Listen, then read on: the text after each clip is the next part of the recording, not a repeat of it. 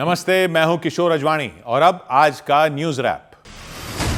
बिहार के गया जी में खाद न मिलने की वजह से किसानों ने जमकर हंगामा और पथराव किया। वहां बड़ी संख्या में किसान सरकारी खाद गोदाम के बाहर पहुंचे थे, लेकिन उन किसानों ने आरोप लगाया कि घंटों तक लंबी कतार में खड़े रहने के बावजूद उन्हें खाद नहीं मिली, जिसके बाद उनका गुस्सा फूट पड़ा। हरियाणा के कांग्रेस सांसदों ने 2030 के कॉमनवेल्थ गेम्स अहमदाबाद की जगह हरियाणा में कराने की मांग की। कांग्रेस सांसदों ने संसद परिसर में विरोध प्रदर्शन किया और गुजरात में कॉमनवेल्थ खेल कराए जाने को हरियाणा के साथ नाइंसाफी बताया। हम 2030 के कॉमनवेल्थ खेल का आयोजन ही नहीं, उसमें देश को नंबर 1 पे पहुंचाना चाहते हैं, तो कहां पे खेलों में निवेश होना चाहिए पूरा देश जानता है। सरकार राजधर्म निभाए।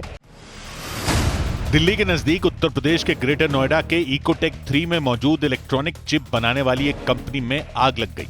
आग बुझाने के दौरान दीवार और लोहे की बीम गिरने की वजह से 2 दमकल कर्मियों की जान चली गई, जबकि 3 कर्मचारी जख्मी हो गए। बिहार के सहरसा में सिमरी बख्तियारपुर रेलवे स्टेशन पर एक पैसेंजर ट्रेन में आग लग गई। हादसे के वक्त ट्रेन में कई यात्री सवार थे।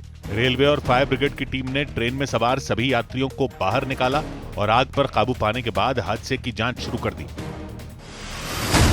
राजस्थान के बीकानेर में भारत पाकिस्तान सीमा के नजदीक पुलिस ने 50 करोड़ की कीमत के ड्रग्स और भारी मात्रा में अवैध हथियार जब्त किए। पुलिस के मुताबिक पाकिस्तान से ड्रोन के जरिए अवैध हथियारों और ड्रग्स की बड़ी खेप गिराई गई थी।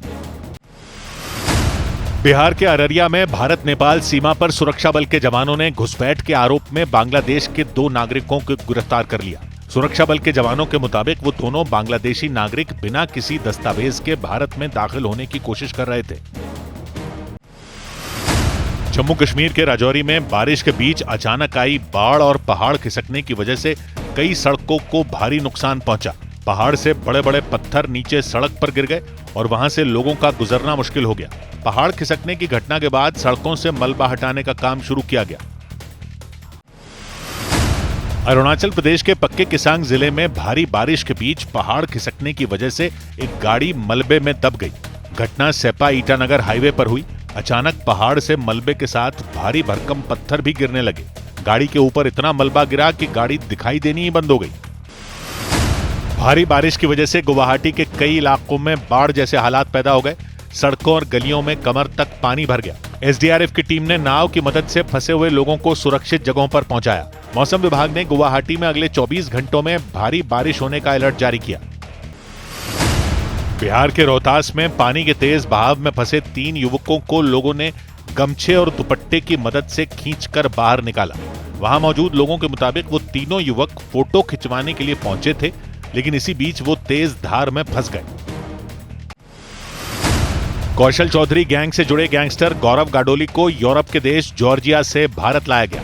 हरियाणा पुलिस के मुताबिक वो जॉर्जिया में बैठकर गैंग चला रहा था। उस पर हत्या की कोशिश और जबरन वसूली समेत कई मामलों में 20 से ज्यादा केस दर्ज हैं।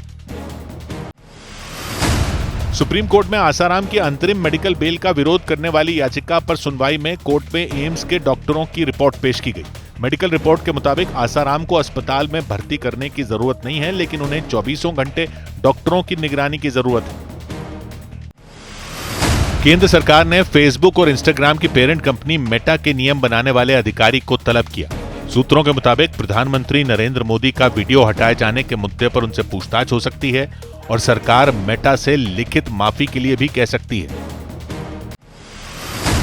पाकिस्तान की सरकार ने कतर के न्यूज चैनल अल जजीरा को पाकिस्तान में बैन कर दिया और पीओके में रिपोर्टिंग करने पर भी रोक लगा दी।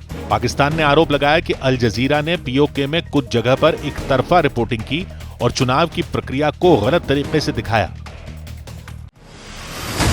अमेरिका के राष्ट्रपति डोनाल्ड ट्रंप ने अमेरिका और ईरान के बीच मध्यस्थता कर रहे देशों की सूची से पाकिस्तान को बाहर कर दिया। ट्रंप के मुताबिक बातचीत की पहल ईरान के कहने पर हो रही है और इसमें सऊदी अरब, यूएई और कतर की बड़ी भूमिका है। ट्रंप ने इस दौरान पाकिस्तान का नाम नहीं लिया। We're talking at the request of Iran, backed by Saudi Arabia, backed by UAE, and backed by Qatar in particular. America के 25 राज्यों की सरकारों ने डोनाल्ड ट्रंप प्रशासन के टैरिफ के फैसले के खिलाफ मुकदमा दायर कर दिया।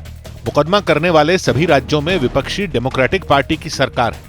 इन सभी राज्यों ने 60 देशों के सामान पर टैरिफ लगाने के फैसले को चुनौती दी। स्ट्रेट ऑफ हॉर्मूज के मुद्दे पर डोनाल्ड ट्रंप ने ईरान को बड़ी चुनौती दी। उन्होंने साफ किया कि वो ईरान को स्ट्रेट ऑफ हॉर्मूज में किसी भी तरह का कोई टोल नहीं वसूलने देंगे। ट्रंप के मुताबिक हॉर्मूज पूरी तरह से अमेरिका के नियंत्रण में है और अगर वहां कोई टोल वसूलेगा तो अमेरिका ही वसूलेगा।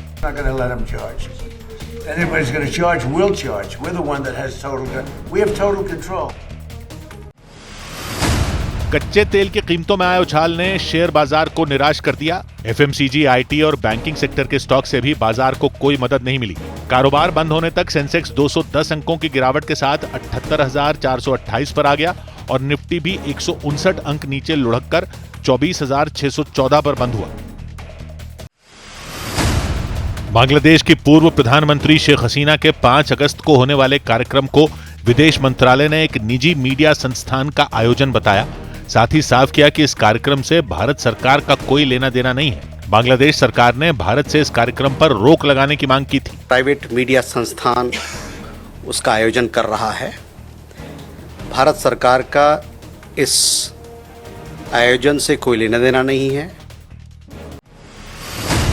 सफाई कर्मचारियों की हड़ताल की वजह से पटना के कई इलाकों में गंदगी का अंबार लग गया। वहां नगर निगम के सफाई कर्मचारी समान काम के बदले समान वेतन समेत कई मांगों को लेकर पिछले 6 दिन से हड़ताल पर हैं। वैष्णो देवी मंदिर में 550 करोड़ रुपए की नकली चांदी चढ़ाने के मामले में जम्मू की सीजीएम कोर्ट ने पुलिस को जांच रिपोर्ट पेश करने के आदेश दिए। इसके साथ ही सबूतों को सुरक्षित रखने के निर्देश दिए। उत्तर प्रदेश के बिजनौर में एक तेंदुए ने एक बच्चे की जान ले ली। वो बच्चा अपने परिवार के साथ खेत से घर लौट रहा था। उसी वक्त तेंदुआ उसे खींचकर घने जंगल में ले गया और उस पर खौफनाक तरीके से हमला कर दिया। बच्चे की मौत के बाद गुस्साए गांव वालों ने प्रशासन से लोगों की सुरक्षा के इंतजाम करने की मांग की। महाराष्ट्र के कोल्हापुर में पद्मश्री से सम्मानित रह चुके कांग्रेस नेता डॉक्टर DY पाटिल का निधन हो गया। वो लंबे वक्त से बीमार थे। उन्होंने बिहार, त्रिपुरा और पश्चिम बंगाल के राज्यपाल के रूप में भी अपनी सेवाएं दी थी।